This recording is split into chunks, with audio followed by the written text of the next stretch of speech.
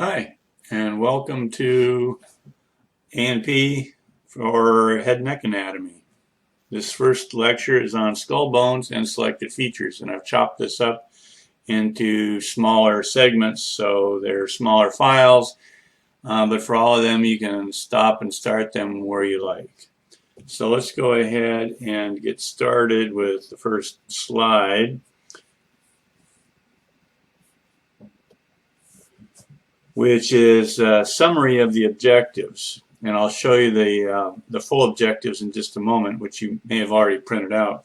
But basically, I want you to be able to identify all 22 skull bones.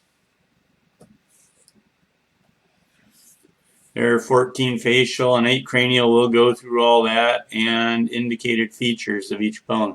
So for each of these bones, as we go through them, we will discuss different features, different grooves, passageways, etc. So for example, if we were talking about the infraorbital groove and the infraorbital foramen, you would associate that with the maxillary bone, and you'd be able to point to the infraorbital foramen correctly. The slides, these lecture slides that I'm going to be going through, you have available to you in Canvas. You can print them out if you like. I would probably recommend 2 slides per page and print it in grayscale so you don't spend a fortune on printer colored ink. And one of the focuses of the course is going to be with the nervous system. So I'm going to ask you to identify different cranial openings and passageways with particular emphasis for those that allow the cranial nerves to enter and exit the cranium. And we'll go through all that. And then make sure that you read the text and practice the review exercises at the end of each chapter. In the past, I have sometimes taken some of those review questions and exercises and just copied them straight out of the book and pasted them into the exam and see what kind of response I get. And those that have read the book and done the exercises do fine. Those that are looking at it for the first time sometimes trip a little bit. So make sure that you don't trip and that you read the book. So let me bounce out to the full objectives for this unit of the course. So this is everything on the skeletal system of the head and neck that we're going to go through. This is the content that I'll be covering in lecture, and this is what I will expect you to learn. And this is what will be on exams and quizzes. So we'll go through all of this more or less in order. Take notes. You can make additional annotations on the printed slides if you do that, and then ask me if you have any questions. So let's go back to the slides, and I needed to get rid of the writing from the previous time I went through these. But the major sutures of the skull that I'd like you to know. There are 4 of them that go around basically the parietal bone. So you will learn that there are the parietal bones, and these 4 sutures basically go on all 4 sides.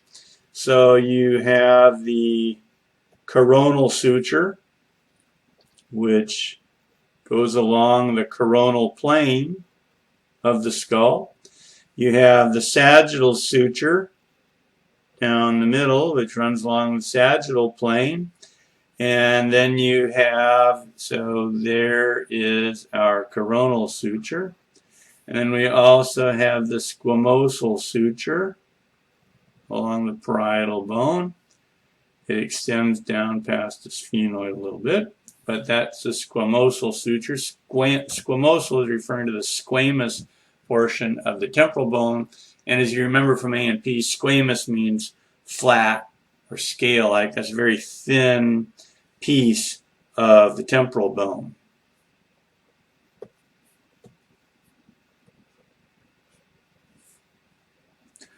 And then we have, oops, I just eliminated all of my markings.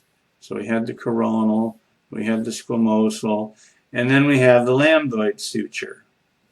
And the lambdoid suture in the bottom left illustration is going along something like that. It gets its name, presumably, from the Greek letter lambda.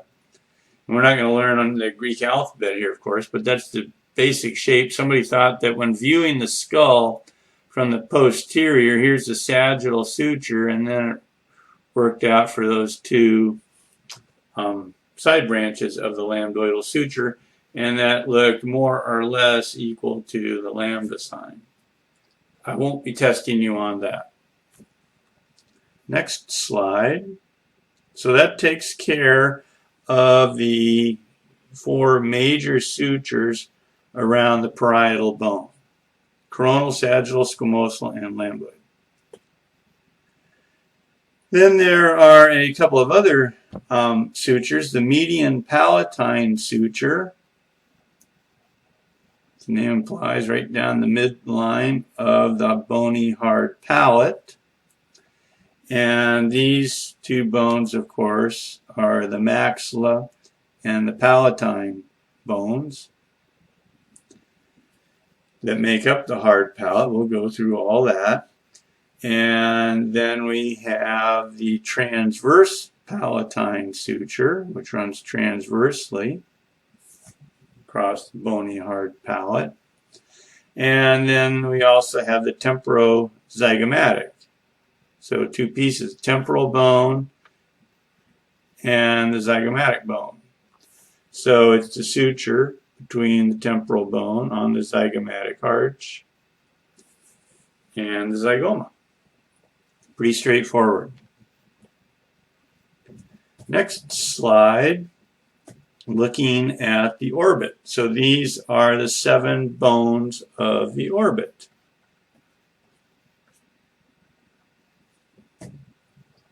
So there's the frontal bone. Probably won't go ahead and label all these. It's pretty obvious with the arrows what they're pointing to. And the sphenoid bone, the very back of the orbit, pink on the left and purple on the right.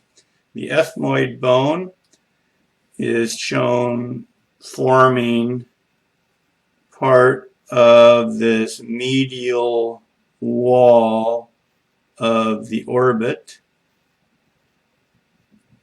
also shown on the left. The view on the right is a little bit more lateral, so you get a little better angle viewing the medial wall of the orbit. The lacrimal bone, smallest bones of the skull, and then we have the maxilla and the zygomatic. There's a very tiny piece of the palatine bone. It's hardly worth mentioning, but it comes up and extends into the orbit right there. That little nubbin is the palatine bone. Most of the palatine bone is forming the hard palate and part of the posterior nasal apertures. So those are the 7 bones of the orbit. A couple of openings in the orbit we need to introduce right away. We have the optic canal through which the optic nerve passes. So that is your first opening that you need to learn. You need to identify that. If I show you a picture of it and I ask you a question, what's that opening? You need to be able to identify that opening as the optic canal and tell me that the second cranial nerve, the optic nerve, passes through it. Goes from the eyeball into the cranium to connect directly to the brain. And then we have 2 fissures. We have a superior orbital fissure and an inferior orbital fissure. The superior orbital fissure, sometimes abbreviated as the SOF, although I'll caution you, you need to be careful with the acronyms and abbreviations because they can sometimes be confusing, and we want clear communication. So the superior orbital fissure is the passageway for 4 cranial nerves. 3, 4, and the first branch of 5, or V1 as we sometimes refer to it, and cranial nerve 6. We'll name those nerves shortly, but for right now, if you at least remember the Roman numerals, and by the way, you need to be able to read and write Roman numerals 1 through 12. So there's 3, 4, first branch of 5, or V1, and 6. Those all pass through the SOF and connect directly with the brain, those cranial nerves. The inferior orbital fissure, or the IOF, communicates with the pterygopalatine fossa. And this is an important area that we're going to spend time going through in the next short lecture segment. But this is the IOF, or the inferior orbital fissure.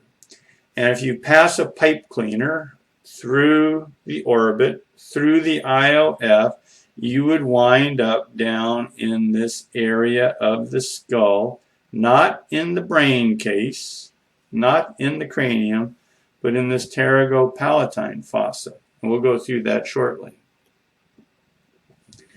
And another slide showing the orbit with the infraorbital features.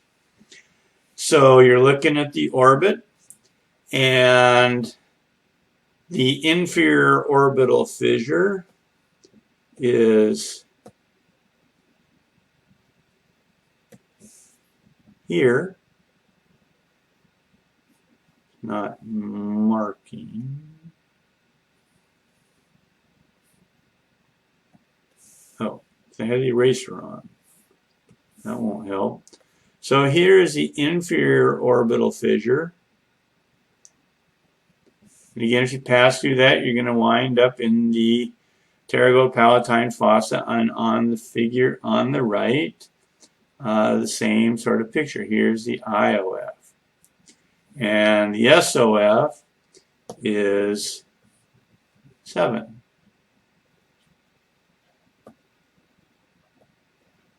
Superior orbital fissure. And the bone is the sphenoid bone. You'll learn all that quickly. So that's the inferior orbital fissure, and then we have the infraorbital sulcus, the infraorbital canal, and the infraorbital foramen. So it just comes off of that IOF, if you will, and there is a little bit of a sulcus, and then or a groove, and then we go to a canal, which is going through the maxilla. So these are all features of the maxilla as far as this infraorbital arrangement. And then we have a foramen, and there is the infraorbital foramen. So, as noted in the slide, the infraorbital canal and fissure are for passage of the IO, or the infraorbital artery, vein, and nerve. They all pass through that infraorbital canal, back and forth, out onto the surface of the face and back into the orbit. So, that, I believe, is the end of this first lecture. Yes. So, we'll see you again soon.